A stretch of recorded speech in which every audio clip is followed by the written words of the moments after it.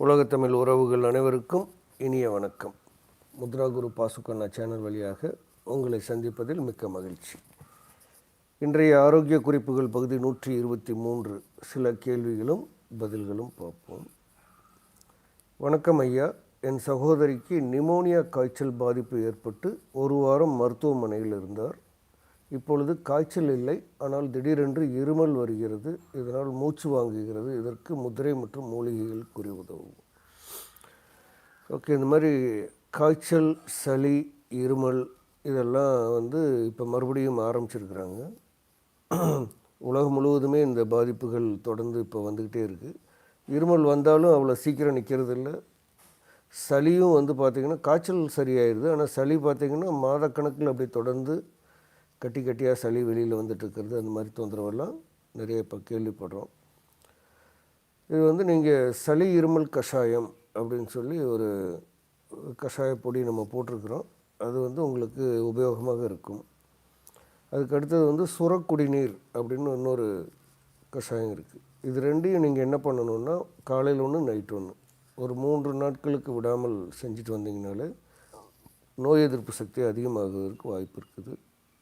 இந்த மூலிகைகள்லாம் இதில் இன்னொரு விஷயம் என்ன அப்படின்னா, காய்ச்சல் சரியானாலும் உடம்பு வலி, மூட்டு வலி இதெல்லாமே தொடர்ந்து இருந்துக்கிட்டே இருக்கும். இதுக்கெல்லாம் நம்ம சில கை வைத்தியமும் செய்யணும். இந்த காய்ச்சல் சரியாகிறதுக்கு என்னென்ன வைத்தியமோ நீங்கள் செய்து கொள்ளலாம். நவீன மருத்துவத்தை பயன்படுத்தினாலும் சரி, அல்லது இந்த சளி இருமல் காய்ச்சல் கஷாயத்தை நீங்கள் வாங்கி பயன்படுத்தினாலும் சரி. அதை பண்ணிவிட்டு அதுக்கப்புறம் என்ன பண்ணணும் அப்படின்னா, துளசி இருக்கு இல்லையா, அந்த பச்சை கலர் ராம துளசின்னு சொல்லுவாங்க, பச்சை துளசியை ஒரு கைப்பிடி எடுத்துகிட்டு நல்லா கழுவி அதை இடித்து புழிஞ்சு சாறு எடுக்கணும். அந்த சாறு ஒரு 30 ml பெரியவங்களுக்கு, சின்னவங்களுக்குன்னா ஒரு 15 ml. இதை காலையில் பல் விளக்கிட்டு, பல் விளக்குறதுனா மூலிகை பற்பொடியில் பல் விளக்குங்க. பல் விளக்கிட்டு அந்த சாறு வெறும் வயிற்றில் குடிக்கணும். துளசி சாறு நீங்கள் அப்படி குடிக்கும்போது அது என்ன பண்ணுன்னா, உங்களுடைய தொண்டையிலிருந்து அப்படியே இந்த பிராங்கோ அந்த குழாய்கள், சுவாச குழாய்கள், அப்புறம் உங்களுடைய நுரையீரல் வால்வுகள், இங்கே எல்லாமே உங்களுக்கு ஒரு வித மூச்சு விடுவதற்கு எளிமையான ஒரு வழிகாட்டுதலை கொடுக்கும். அந்த மாதிரி நீங்கள் செய்யும்போது தொடர்ந்து ஒரு 10 நாள் செஞ்சுட்டு வந்தீங்கன்னா, இந்த மூச்சு வாங்கிறது, சின்ன சின்ன வேலைகள் செய்தாலே ரொம்ப சோர்வாயிடுறது, 10 அடி நடந்தாலே மூச்சு வாங்கிறது, இதெல்லாம் இல்லாமல் இருக்கும். ஓகே, இப்போ இந்த துளசியை காலையில் எடுத்துக்கிறது அப்படின்றது தெரிஞ்சுக்கோங்க. இது கூட நீங்கள் செய்ய வேண்டிய முதிரை ஆதார முதிரை, அடுத்தது இருதா முதிரை, சரியா? இதுக்கு அடுத்தது பிராண முதிரை. இந்த 3 முதிரையை நீங்கள் செஞ்சுட்டு வரும்போது உங்களுக்கு நுரையீரல் ஒரு ஆக்சிஜனை அதிகமாக எடுத்து பிராணசக்தி அதிகமாக எடுக்கிற அளவுக்கு தயாராக இருக்கும்.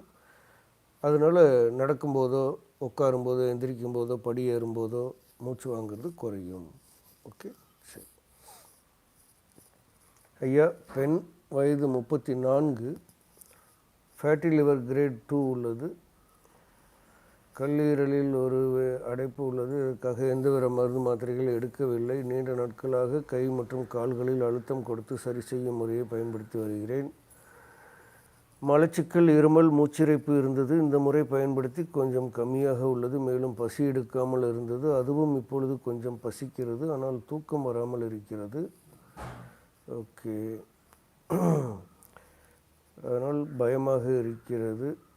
உங்கள் காணொளிகளை பார்த்து புத்தகம் வாங்கி படித்து செய்ய ஆரம்பித்திருக்கிறேன். என் பிரச்சனை தீர ஆலோசனை வேண்டுகிறேன் ஐயா. அதை புத்தகம் வாங்கி பார்த்து செய்கிறீங்களே, அதுக்கப்புறம் பயமாக இருக்கிறதா?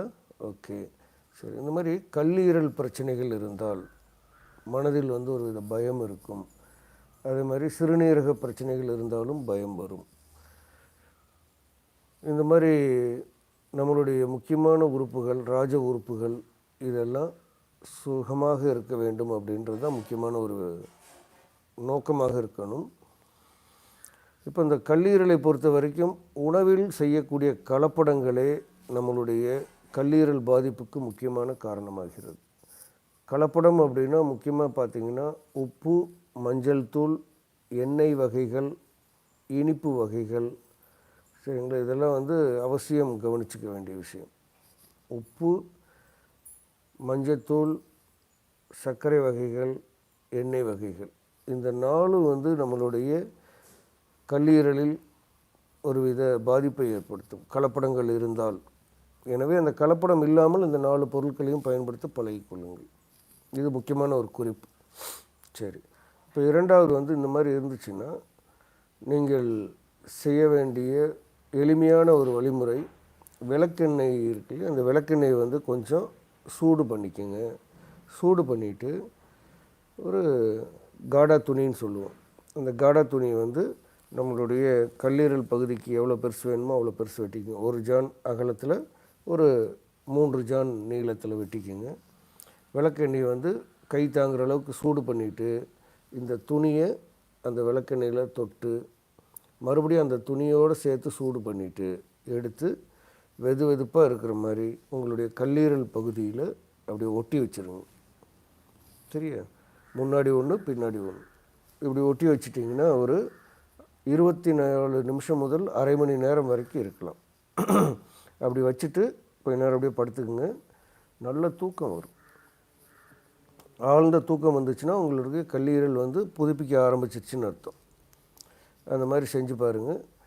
கூடவே இப்போ நான் சொன்ன இந்த கலப்படம் இல்லாத உணவுகள் அப்படின்றத குறிப்பெடுத்துக்குங்க. முதிரைகள் அப்படின்னு பார்த்திங்கன்னா சொர்க்க முதிரை இந்த மாதிரி செய்யணும். சரிங்களா, அதுக்கடுத்தது பாவன முதிரை இந்த மாதிரி செய்யணும். ஓகே, அதுக்கடுத்தது முஷ்டி முதிரை செய்யணும்.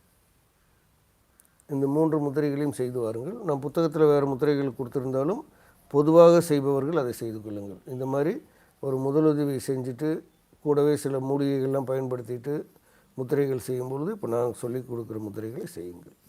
ஓகேவா? சரி ஐயா, சென்ற காணொளியில் ராகி பற்றி கூறினீர்கள்.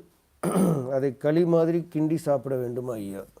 நான் போன தடவை சாப்பிட்றதுக்கே சொல்லலை, பத்து போடுறதுக்கு சொன்னேன். சைனஸ்க்கு பத்து போடுறதுக்காக சொல்லியிருந்தேன்னு நினைக்கிறேன். நீங்கள் களி மாதிரி கிண்டி சாப்பிடலாம், எப்படி வேணால் சாப்பிட்லாம். ஆனால் இது நான் சொன்னது வந்து பற்று போடுவதற்காக.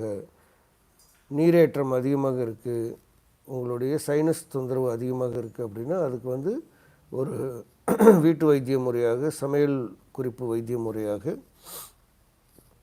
இந்த கேழ்வரகு பற்றி சொல்லியிருந்தேன். அது மறுபடியும் நீங்கள் நல்லா திரும்ப கேட்டுட்டு பயன்படுத்துங்க. ஓகே. வணக்கம் ஐயா, பெண், வயது 25, கன்னங்கள் மட்டும் பெரிதாகி கொண்டே போகிறது. இது முகத்தின் கொழுப்பு கட்டியா இல்லை நிணநீர் கணுவின் வீக்கமா என்று தெரியவில்லை. கன்னத்தின் கொழுப்பை குறைக்க வழி உள்ளதா ஐயா? இருந்தால் முதிரை மற்றும் மூலிகை கூறி உதவுவோம். ஓகே, கன்னம் மட்டும் ஒப்பிட்டு போகுது அப்படின்னா உங்களுடைய வயது 25. எப்படி நிறைய ஜங்காக சாப்பிடுவீங்களா, நொறுக்கு தீனி அதிகமாக சாப்பிடுவீங்களா, பகலில் தூங்குவீங்களா, இதெல்லாம் கொஞ்சம் பார்த்துக்குங்க. அப்படிலாம் இருந்தால் அதை தவிர்த்து கொள்ளுங்கள். உணவு அதிகமாக எடுக்கும் பொழுது நம்மளுடைய கன்னப்பகுதி பெருசாகிட்டே போகும், அடிவயிறு பெருசாகிட்டே போகும். இப்போ உணவை வந்து நம்ம சீராக சீர்தூக்கி பார்த்து நல்ல உணவாக, அளவான உணவாக, உடம்புக்கு தேவையான அளவுக்கு எடுத்துக்கொள்ளும் பொழுது இது வந்து பிரச்சனைகள் இல்லாமல் இருக்கும். ஓகே, சரி. அப்படின்னா என்ன பண்ணலாம்? இந்த மாதிரி கன்னத்தில் அப்படி ஆயிடுச்சு, அதுக்கு வந்து என்ன பண்ணலான்னு பார்த்தீங்கன்னா, உங்களுடைய முத்திரைகள், முதல் முத்திரைகள் மான் முத்திரை, அடுத்தது திரிசூல முத்திரை, அதுக்கு அடுத்தது வந்து சங்கு முத்திரை. இது 3 செய்யுங்க. இப்போ வந்து நீங்கள் மூலிகைகளான பற்பொடியை பயன்படுத்துவது, அடுத்தது மூலிகைகளான எண்ணெய் கொப்பளிப்பு முறையை பயன்படுத்துவது, பல்லுறுதி தைலம் அப்படின்னு ஒன்று இருக்குது, நீங்கள் ஃபோன் பண்ணி வாங்கிக்கலாம். ஓகே, பல்லுறுதி தைலம், அருணா ஆலம் பற்பொடி, இது 2ஐயும் வாங்கிக்கோங்க. வாங்கிட்டு அதை வந்து நீங்கள் பயன்படுத்துங்க.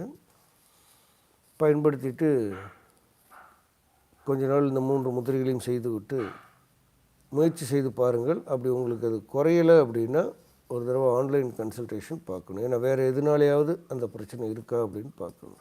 ஓகே, சரி. ஆன்லைன் கன்சல்டேஷன் பார்க்குறது உங்களுக்குலாம் தெரியும்னு நினைக்கிறேன். 94 944 2222 ஒரு நம்பரு, 9994494069 ஒரு நம்பரு, 9786693698 ஒரு நம்பர். இந்த 3 நம்பருக்கு நீங்கள் ஃபோன் பண்ணி அப்பாயின்மெண்ட் ஃபிக்ஸ் பண்ணிவிட்டு தாராளமாக நீங்கள் ஆன்லைனில் பார்க்கலாம். எந்த ஊரில் இருந்தாலும் பார்க்கலாம், எந்த நாட்டில் இருந்தாலும் பார்க்கலாம். ஓகே, சரி. வணக்கம் ஐயா. பெண், வயது 45, மார்பக கட்டிக்கரைய கச்சை, பறவைக்கூடு மற்றும் சூரிய முதிரை செய்கிறேன். அருமை. இந்த கட்டிக்கரையை ஏதேனும் வைத்திய முறை இருந்தால் கூறவும் ஐயா. மேலும் எனக்கு சைனஸ் பிரச்சனை உள்ளது. பூரணக்களிம்பு வாங்கியிருந்தேன். இதனை தேய்த்து குளிப்பதால் சளி பிடிக்குமா ஐயா? பூரணக்களிம்பு என்ற ஹேர் சீரம் தேய்த்து குளிப்பதால் சளி பிடிக்காது. புரிஞ்சுதா? சரி. இரண்டாவது, ஆனால் அது சைனஸ் எல்லாம் கிளியர் பண்ணும். அப்போ என்னென்னா, உங்களுக்கு சைனஸ் தொந்தரவு இருக்குது அப்படின்னா அந்த சளிகளை வெளியேற்றும். உடனே நமக்கு சளி பிடிச்சிருக்குன்னு நினச்சி பயந்துட வேண்டாம். குளிச்சிங்கன்னா சரியாக போயிடும் அது. ஓகே, சரி. இப்போ இந்த கட்டி, மார்பக கட்டிக்கு நான் பல முறை ஒரு எளிய வைத்திய முறை சொல்லியிருக்கிறேன். அது பார்த்திங்கன்னா காணாவாழை அப்படின்னு சொல்லி ஒரு செடி. இந்த காணாவாழை அப்படின்ற செடி எங்கெல்லாம் தண்ணீர் அதிகமாக விழுகிறதோ, நல்ல தண்ணீர், அல்லது இப்போல்லாம் மழை அதிகமாக மழை தண்ணி ஓடுற இடத்துல கூட அதில் பார்க்க முடியுது. தரையோட தரையாக இருக்கும். நீங்கள் கூகுளில் காணாவாழை அப்படின்னு அடிச்சிங்கன்னா அந்த செடி வரும். அந்த செடியினுடைய தன்மை கையில் கசக்குனிங்கன்னா வள வள வளன்னு இருக்கும். ஊதா நிறப்பூ இருக்கும். இலை சின்ன ஒரு கூம்பு வடிவத்தில் ஒரு வேல் மாதிரி சின்னதாக இருக்கும். அந்த இலையை ஒரு கைப்பிடி எடுத்து நல்லா கழுவிட்டு அதை அப்படியே கசக்கினீங்கன்னா பசன்னு பிசி அப்படி இருக்கும். அதை எடுத்து உங்களுடைய கட்டி இருக்கிற இடத்துல நல்லா பூசிக்குங்க. 6 மணி நேரம் அது அப்படியே இருக்கணும். போட்டுட்டு நீங்கள் மேலே உங்களுடைய வழக்கமான உடையை போட்டுக்கொள்ளலாம். 6 மணி நேரம் கழித்து கழுவிடலாம். இதை தொடர்ந்து செஞ்சுட்டு வந்தீங்கன்னா உங்களுக்கு அந்த கட்டி கரைவதை நீங்கள் உணர முடியும். செஞ்சு பாருங்கள். ஓகே, அது கூட அந்த இது போட்டு கரையும் போது அரிப்பு வருது, அந்த மாதிரிலாம் இருக்குது அப்படின்னா சேரடி தைலம்னு ஒன்று இருக்குது, அதை வாங்கிக்கோங்க. இந்த சேரடி தைலத்தை அந்த கழுவுன பின்னாடி ஈரம் இல்லாமல் தொடச்சிட்டு அந்த தைலத்தை போட்டுக்கிட்டிங்கன்னா அரிப்பு இருக்காது.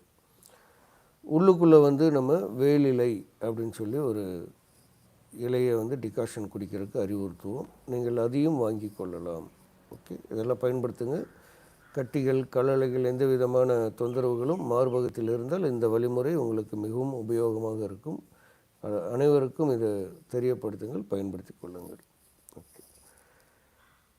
வணக்கம் ஐயா. பெண், வயது 64, கருப்பை இறக்கம் உள்ளது. ஹோமியோபதி மருந்துகள் எடுத்துக்கொண்டு இருக்கிறேன். எனக்கு இடது கை சரியாக வேலை செய்யாது. அதனால் முதிரை செய்ய இயலாது, உதவும் ஐயா. சரி.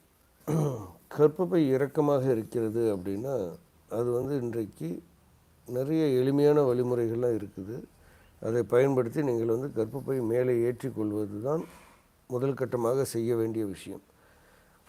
அப்படி கர்ப்பப்பை இறக்கத்தோடையே நீங்கள் நடமாடிட்டுருக்கிறீங்க, இது பண்ணிகிட்ருக்கிறீங்கன்னா உங்களுக்கு கொஞ்ச நாளில் கால் நரம்புகள், முதுகெலும்பு இதெல்லாம் வலி வர்றதுக்கு வாய்ப்பு இருக்குது. இப்போ முதுகெலும்புலலாம் வலி வந்துருச்சு அப்படின்னா அதுவும் ஒரு பக்கமாக தான் வலிக்கும். ஒன்று வலது பக்கம் வலிக்கும், அல்லது இடது பக்கம் வலிக்கும். கால், கை எல்லாமே. அந்த மாதிரி வலி வந்துருச்சுன்னா திருப்பி அந்த வலி சரியாகிறதுக்கு ரொம்ப நாள் எடுத்துக்கிறோம், நீங்கள் என்ன மருத்துவம் எடுத்தாலும். அதனால் அந்த கர்ப்பப்பை இறக்கம் அப்படின்றத விரைவாக சரி செய்து கொள்ள வேண்டும். அதுக்கு அடுத்தது என்ன பண்ணணும் அப்படின்னா, இப்போ இந்த இடது கை சரியாக முடியல அப்படின்றதுனால ஒரு கையில் நீங்கள் முத்திரை செய்யும்போது ருத்ர முத்திரை செய்யலாம். அதுக்கு அடுத்தது உதிர் முத்திரை செய்யலாம். அதுக்கு அடுத்தது அபான வாயு முத்திரை செய்யலாம். இந்த 3 முத்திரைகளையும் செய்யுங்கள்.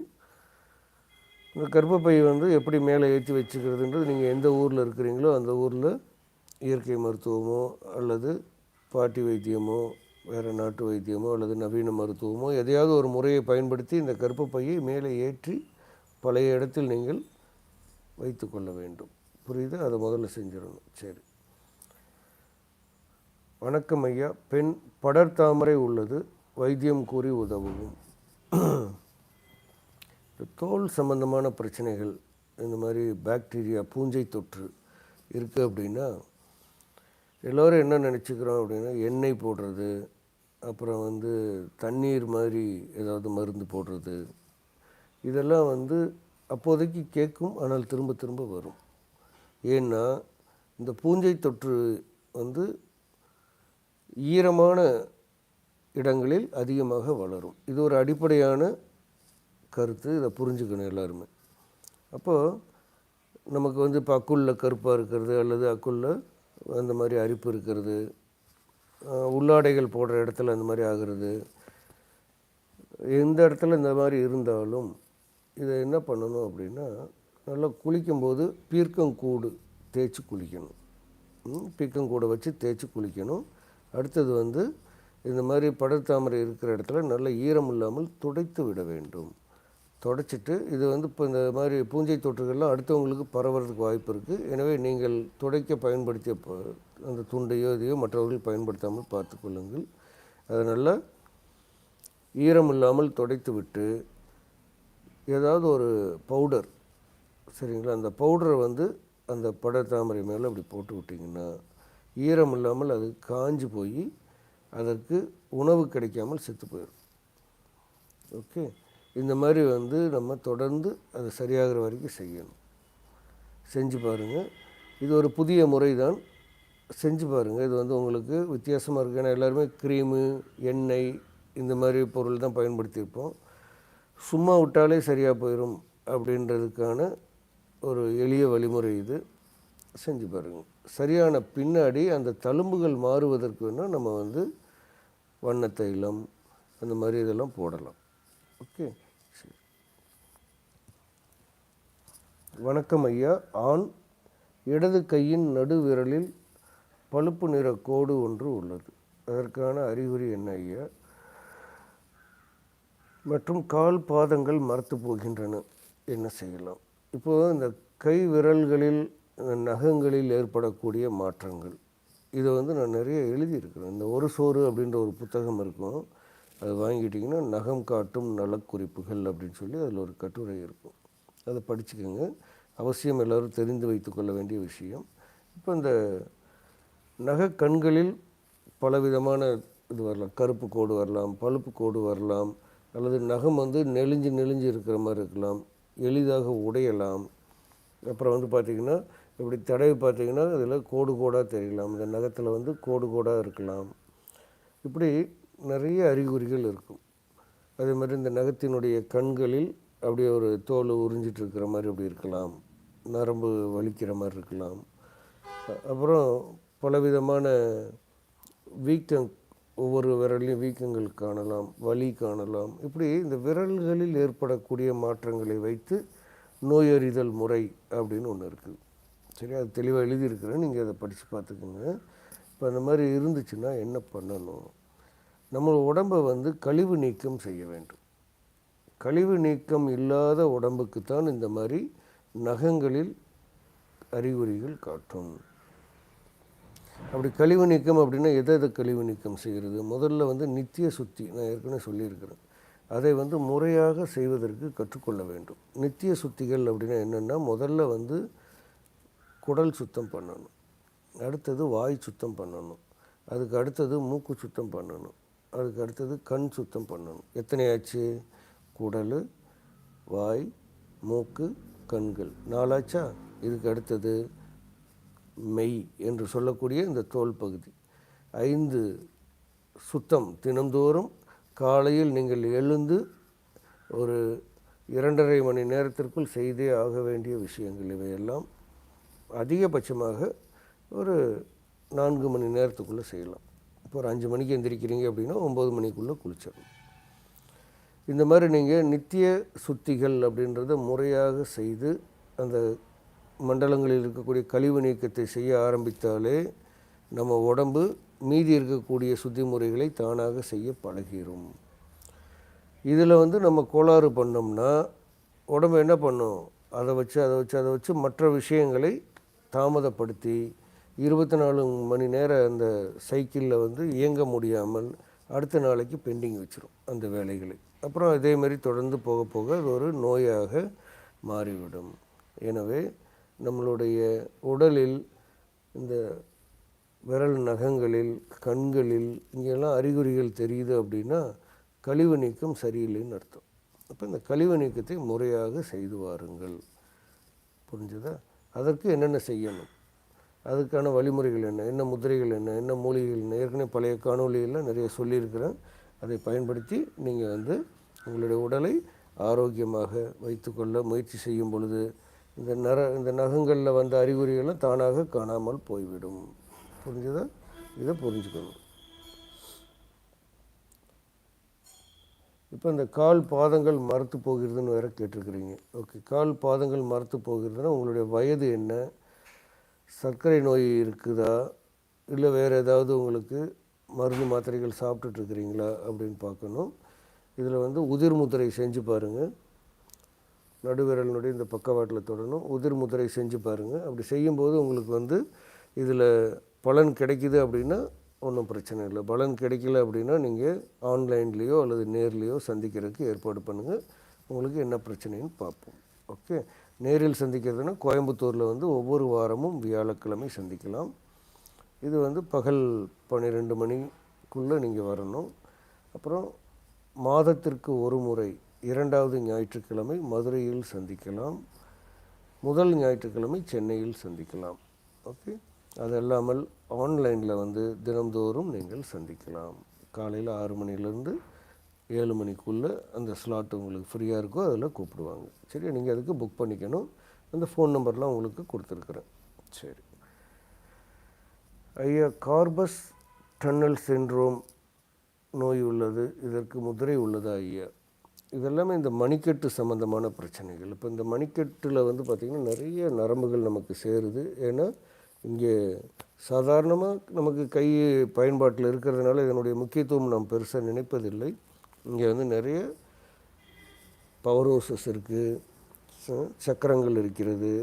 இது வேலை செய்யக்கூடிய முறையே அலாதியானது. இப்படி பலவித தன்மைகளை இருக்கக்கூடிய இந்த விரல்களினுடைய இயக்கத்தில் ஏதாவது உங்களுக்கு பிரச்சனை வந்துச்சுன்னா அதுக்கு இங்கே இருக்கக்கூடிய அந்த பல எலும்புகள், பல நரம்புகளில் ஏதாவது ஒன்று பாதிக்கப்பட்டிருப்பதனால் வருகிறது. இதுக்கு நம்ம என்ன பண்ணணும்னா வறுமை இலக்கு தைலம், இந்த முட்டி இருக்கு இல்லையா, விரல் முட்டிகளிலிருந்து மணிக்கட்டு முடியும் வரை இந்த வறுமை இலக்கு தைலத்தை பூசணும். வறுமை இலக்கு தைலம் ஏற்கனவே உங்களுக்குலாம் சொல்லியிருக்கேன், தெரியும் தானே உங்களுக்கு.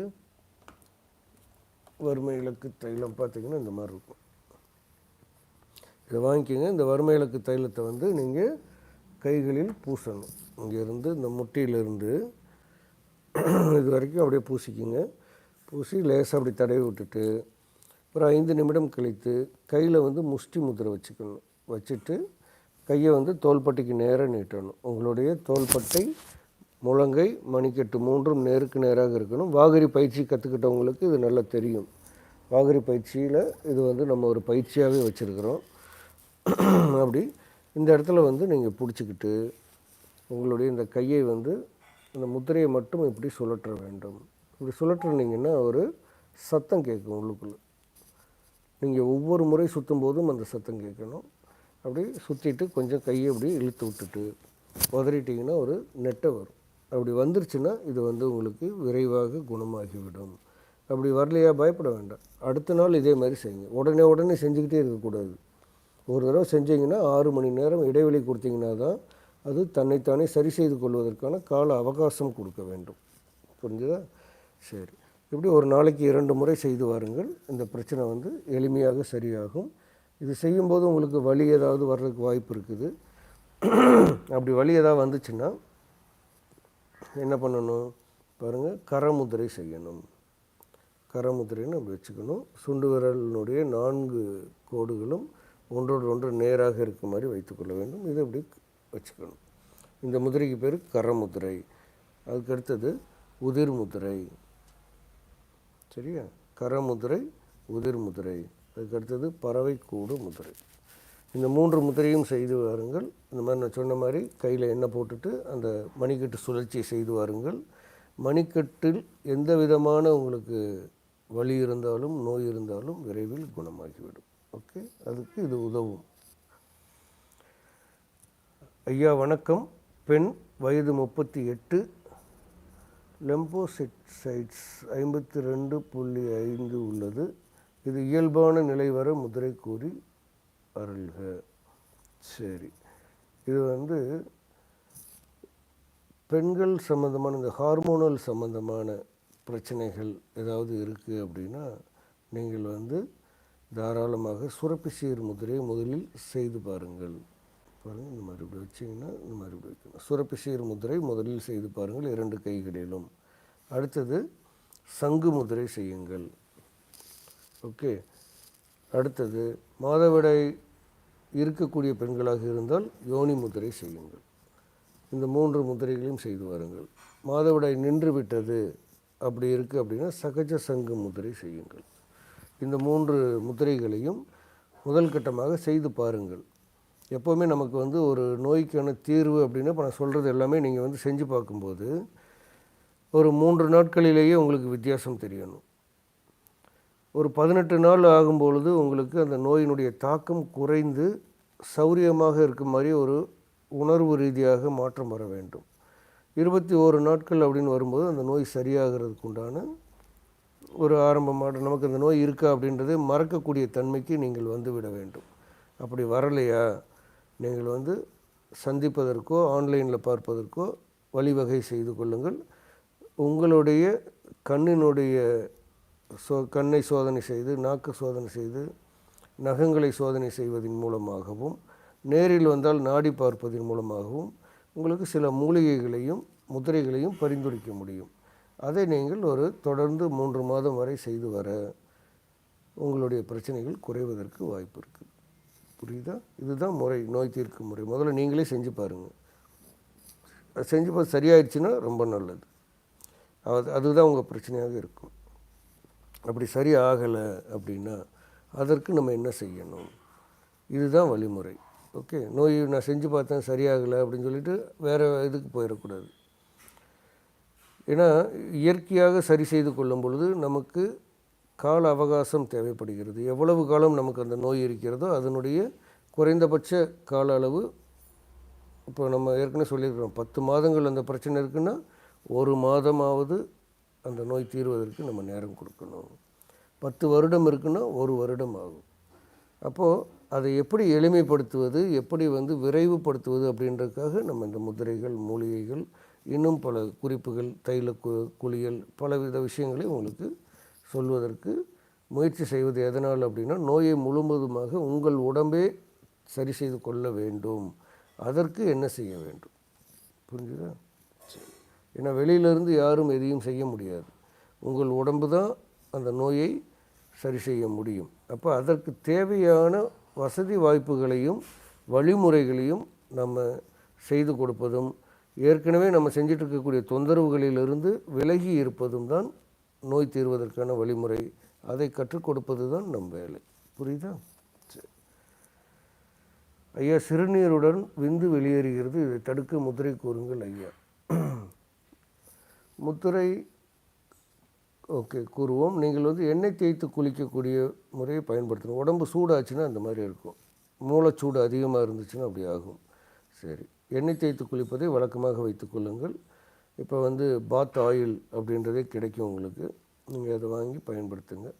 அதுக்கு அடுத்தது பார்த்திங்கன்னா துளசி செடி இருக்கு இல்லையா, அந்த துளசி செடியினுடைய வேர், அது கருப்பு துளசியாக இருந்தாலும் சரி, பச்சை துளசியாக இருந்தாலும் சரி, துளசி செடியினுடைய வேரை நீங்கள் எடுத்து நல்லா கழுவிட்டு காய வச்சுக்கோங்க.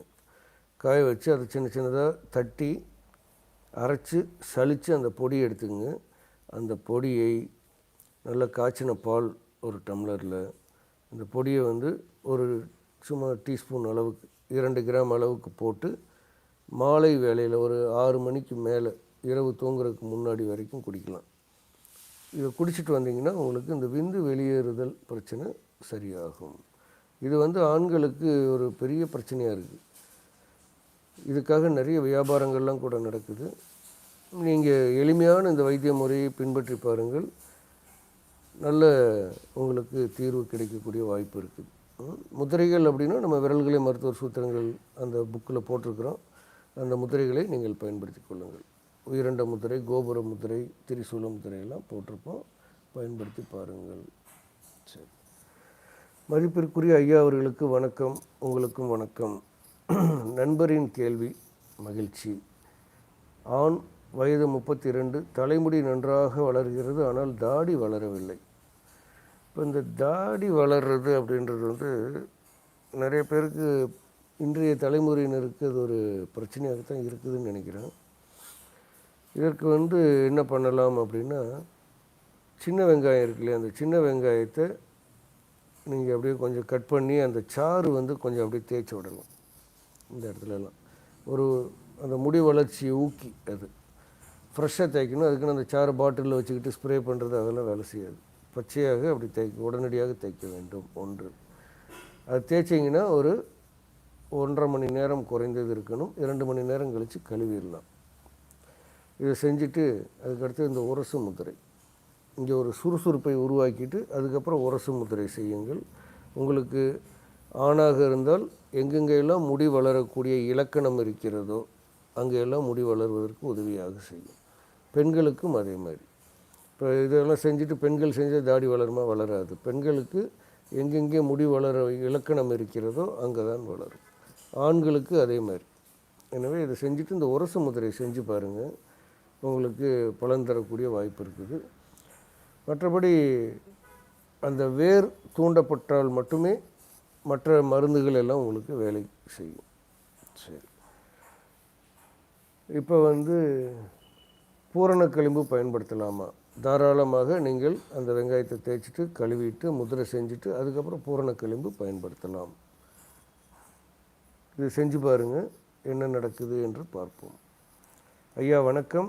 ஆண், 39 வயது, ஆசன வாய்க்கு சற்று மேலே வலது பிட்டத்தில் ஏதோ பிடித்திருப்பது மாதிரி ஒரு உணர்வு. மருத்துவரிடம் காண்பித்த பொழுது நரம்பு கோளாறாக இருக்கும் என்கிறார்கள். ஆமாம், இது வந்து சயாட்டிக்கா நரம்பு பிரச்சனை என்று சொல்லக்கூடிய ஒரு பிரச்சனை அப்படின்னு தான் நினைக்கிறேன். நீங்கள் சொல்லியிருக்கக்கூடிய அறிகுறிகளை வைத்து பார்த்தால் இதற்கு நம்ம முக்கியமாக மலச்சிக்கல் இல்லாமல் இருக்க வேண்டும். மலச்சிக்கல் இருந்துச்சுன்னா இந்த பிரச்சனை வர்றதுக்கு வாய்ப்பு இருக்குது. அதிகமான குளிர் பகுதியில் பாதம் பட்டு நடக்கும்போது இந்த பிரச்சனை வர்றதுக்கு வாய்ப்பு இருக்குது.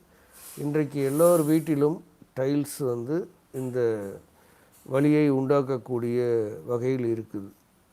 மார்பிள், டைலு, கிரானைட்டு அதெல்லாம் வந்து நீங்கள் கொஞ்சம் முன்னெச்சரிக்கையாக இருக்க வேண்டும். குளிர்காலங்களோ பனிக்காலங்களோ இந்த மாதிரி மழை காலங்களோ வரும் பொழுது நீங்கள் அந்த டைல்ஸில் நடக்கும்போது உங்கள் பாதத்தை பாதுகாப்பதற்கு ஏதாவது ஒரு உபகரணங்களை பயன்படுத்த வேண்டும். சாக்ஸோ அல்லது ஒரு செருப்போ ஏதோ ஒன்று போட்டு தான் ஆகணும், வேறு வழி இல்லை.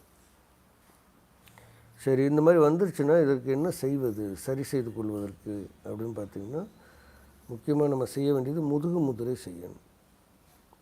சரியா? முதுகு முதிரை. அதுக்கு அடுத்தது வந்து ருத்ர முதிரை செய்யணும். ஓகே. அதுக்கு அடுத்தது வந்து வாயு முதிரை செய்யணும். இது 3 முதிரையும் செய்யணும். அப்புறம் வந்து இந்த கொஞ்சம் ஒரு மாதிரி சாய்வான ஒரு இடத்துல, ஒரு சாய்வான இப்படி ஒரு இடம் இருக்குதுன்னு வச்சுங்களேன். இந்த இடத்துல சாய்வு அப்படி ஒரு இடத்துல உங்களுடைய காலை இப்படி வச்சு குதிங்காலை தூக்கணும், அப்புறம் முன்னாடி விரல்களை தூக்கணும், குதிங்காலை தூக்கணும், விரல்களை தூக்கணும். நேராக இருக்கிற இடத்துல, ஃப்ளாட்டாக இருக்கிற இடத்துல வைக்கிறது இல்லை, சாய்வான ஒரு இடத்துல இப்படி வச்சு உங்களுடைய விரல்களை, கால் விரல்களை தூக்கணும், குதிங்காலை தூக்கணும், கால் விரலை தூக்கணும், குதிங்கால். இந்த மாதிரி நீங்கள் செய்யும்போது உங்களுடைய கணுக்காலுக்கு மேலே இருக்கக்கூடிய அந்த கெண்டைக்கால் தசைகள் எல்லாமே வந்து அப்படியே கொஞ்சம் கொஞ்சமாக இயங்க ஆரம்பிக்கும். அதில் இயக்கம் வர வர ஒருவித உஷ்ணம் பரவும். அந்த உஷ்ணத்தின் மூலமாக, அந்த சூட்டின் மூலமாக உங்களுடைய அந்த நரம்பு பகுதி முழுவதுமே ஒருவித புத்துணர்ச்சிக்கு உள்ளாகும். அதனால் இந்த வலி வந்து விரைவில் குணமாக வாய்ப்பு கிடைக்கும். செஞ்சு பாருங்கள். அப்படி நீங்கள் செய்கிறதுனால காலில் வலி வருது அப்படின்னா வறுமை இலக்கு தைலம் சரியான தீர்வு. வறுமை இலக்கு தைலத்தை பூசிட்டு நீங்கள் அதை செய்யலாம். அல்லது வறுமை இலக்கு அஞ்சனம் கூட நீங்கள் பயன்படுத்தலாம். சரி, வணக்கம் ஐயா. பெண், வயது 48, பற்களில் நிறைய சொத்தை ஏற்பட்டு பல் துவாரங்கள் உள்ளது. சரி, அதுக்கு அடுத்தது பார்த்திங்கன்னா சாப்பிடும் பொழுது உணவு சிக்கிக் கொள்கிறது. சரி, பற்கள் நிறைய பற்கள் உடைந்து உடைந்து உள்ளது. சரி, உணவு உண்டாலும் மரத்து போகிற மாதிரி உள்ளது. பல் மருத்துவரிடம் சென்றால் ரூட் கனால் செய்ய வேண்டும் என்று கூறுகிறார். நான் பற்பொடியைத்தான் 2 மாதமாக பயன்படுத்தி வருகிறேன். எங்களுக்காக பற்களின் ஆரோக்கியத்துக்காகவும் உடைந்து போன பற்களை திரும்ப கொண்டு வரும் பொருத்தும் எதற்கும் வழிமுறைகள் மற்றும் முதிரைகள் கூறி உதவும் ஐயா. மேலும் ஈறுகள் பலமாக ஈறுகளில் இரத்த கசிவு ஏற்படாமல் தடுக்க உதவும். இப்போ இந்த பல் மருத்துவம் அப்படின்னு பார்த்திங்கன்னா, இந்த பல் மருத்துவத்தில் மிகவும் ஆச்சரியப்படத்தக்க வகையில் நவீன மருத்துவம் முன்னேறி இருக்கிறது என்ற செய்திகளை இப்பொழுது நாம் படிச்சிட்ருக்குறோம். என்னென்னு பார்த்திங்கன்னா, பல் இருக்கிற இடத்துல அதை எடுத்துட்டாங்கன்னா ஒரு சொட்டு மருந்து கண்டுபிடிச்சிருக்கிறாங்க. அது வச்சாங்கன்னா பற்கள் புதிதாக முளைக்கிறது. எவ்வளவு நாளைக்கு அது இருக்கும் அப்படின்னா, இந்த பல் முளைச்ச, இப்போ நம்ம குழந்தையாக இருக்கும்போது பல் முளைச்சா எப்படி ஒரு 80 வயது 100 வயது வரைக்கும் பாதுகாப்பாக இருந்தோம்னா இருக்குதோ, அதே போலவே புதிதாக முளைக்கக்கூடிய பற்களும் இருக்கிறது அப்படின்றது இன்றைக்கு நவீன மருத்துவத்தில் கண்டுபிடிச்சிருக்கிறாங்க. இதெல்லாம் இன்னும் விரைவில் நம்ம நாட்டுக்கெல்லாம் வர ஆரம்பிச்சிடும்னு நினைக்கிறோம். அதெல்லாம் வந்தால் ஒரு வரப்பிரசாதம். பற்களை பொறுத்த வரைக்கும் நாம் பயப்பட தேவையில்லை. ஆனால் இப்பொழுது நடைமுறை வரைக்கும் வருமுன் காப்பதில் பற்கள் முதலிடத்தில் இருக்கிறது. வந்துருச்சு, இந்த மாதிரி பிரச்சனை வந்துருச்சு அப்படின்னா பல் மருத்துவர்கள் சொல்வதைப் போல அதை பாதுகாத்து கொள்வதற்கு சில வழிமுறைகளை பயன்படுத்தி கொள்ள வேண்டும். அது நல்லது. ஏன்னா அன்றாடம் நம்ம சாப்பிடவே முடியல, வலிக்குது அப்படின்னா எரிச்சலாக இருக்கும். மற்றபடி நீங்கள் பிரச்சனை வந்த பின்னாடி ஒரு பற்பொடி பயன்படுத்துவது, வாய் கொப்பளிப்பு பயன்படுத்துவது, இதெல்லாம் வந்து அப்போதைக்கு கொஞ்சம் நல்லா இருக்கிற மாதிரி இருக்கும். திரும்ப திரும்ப நம்ம சாப்பிட்டுக்கிட்டே இருக்கிறோம். 3 வேளை சாப்பிட்றோம் இல்லையா, 4 வேளை சாப்பிட்றோம். ஒவ்வொரு முறையும் நம்ம பல் விளக்கிட்டு இருக்கிறது முடியாத காரியம். எனவே மருத்துவ குறிப்புகளை பின்பற்றுவது நல்லது. சரி, இப்போ நம்ம மூலிகையில் என்ன பண்ணலாம் அப்படின்னா, இரவு தூங்குவதற்கு முன்னாடி இந்த பல்லுறுதி தைலம் அப்படின்னு ஒன்று இருக்குது. அதை வச்சு நல்லா கொப்பளிச்சுட்டு வாய் கொப்பளிச்சுட்டு படுக்கலாம்.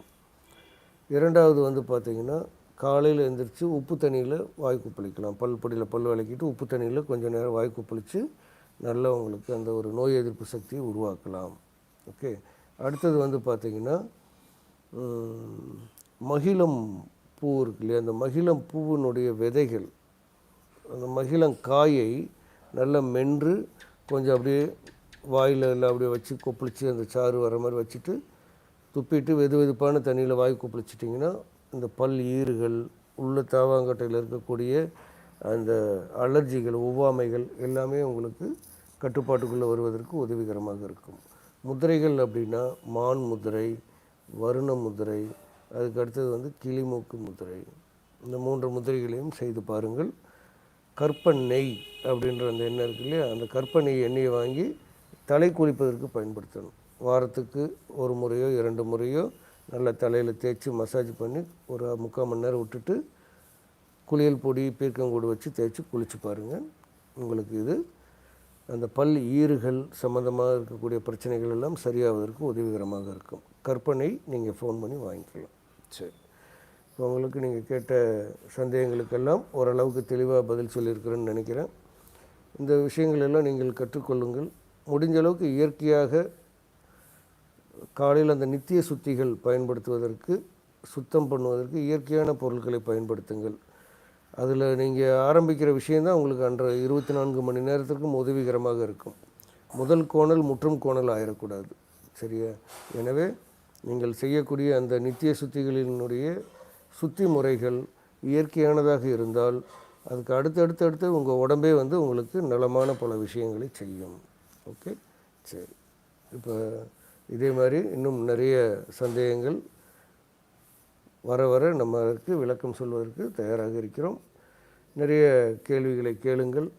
அதன் மூலமாக எனக்கு தெரிந்த விஷயங்களை உங்களோடு பகிர்ந்து கொள்வதற்கு ஒரு வாய்ப்பாக அமையும். சரியா? மீண்டும் சந்திப்போம். நன்றி, வணக்கம்.